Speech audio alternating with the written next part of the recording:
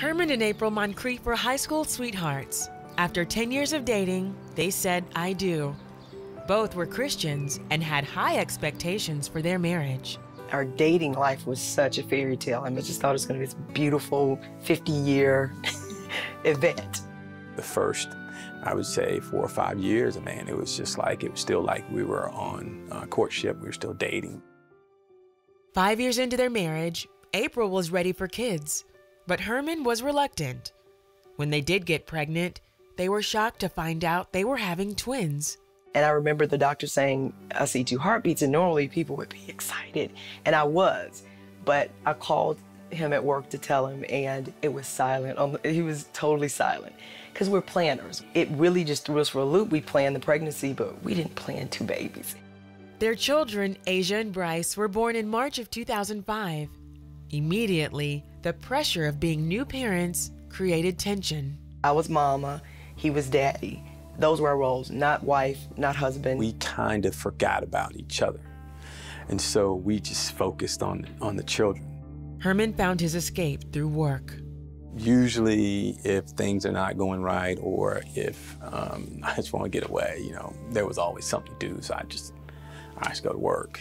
So I'd work Saturdays, I'd work Sunday afternoons. Resentful of Herman's work schedule, April lashed out verbally and fought for control in the marriage. As soon as he hit the door, I was like, "Get a baby, I'm tired, I need help, I need this."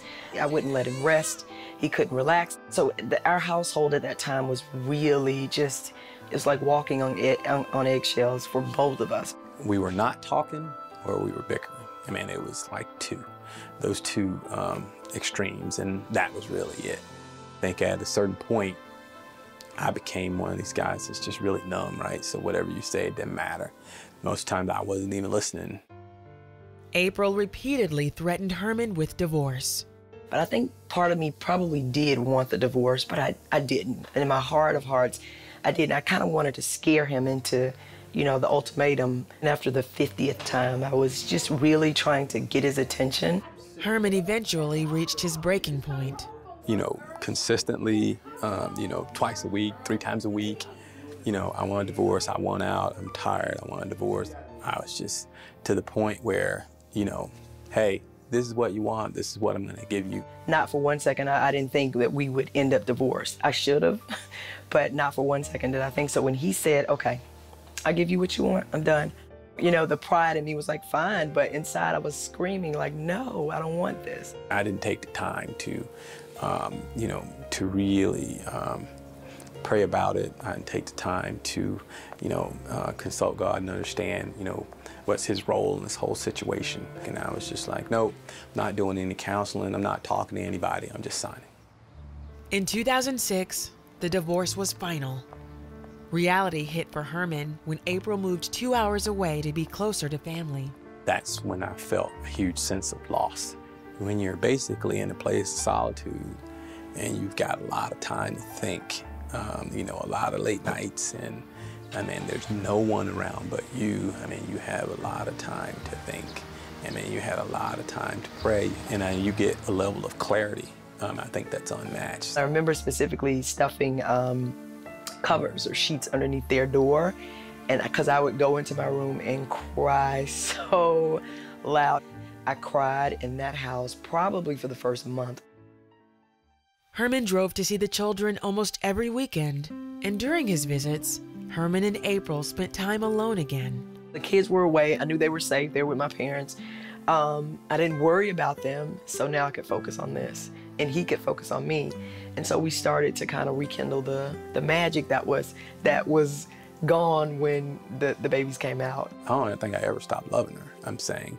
And I can say that honestly. And that's when I really said, okay, Lord, what do you want? What do I need to do here? What do you want me to do? After almost 9 months, Herman and April decided to give their marriage a second chance. They saw a Christian counselor and prayed together regularly. I think it was a tough road back because we both had to basically humble ourselves. It was very candid, it was very open, it was very healing. Herman and April completed their counseling just a month before their original anniversary date. So on October 6th, 2007, they remarried. I will tell people that second time was just the most magnificent thing ever because God was truly there. Like Jesus was, I felt it, we felt it.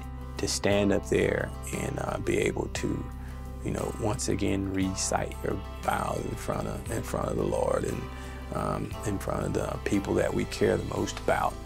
It was a moving experience, you know, to go from such a dark place to such a, you know, place of joy and jubilation.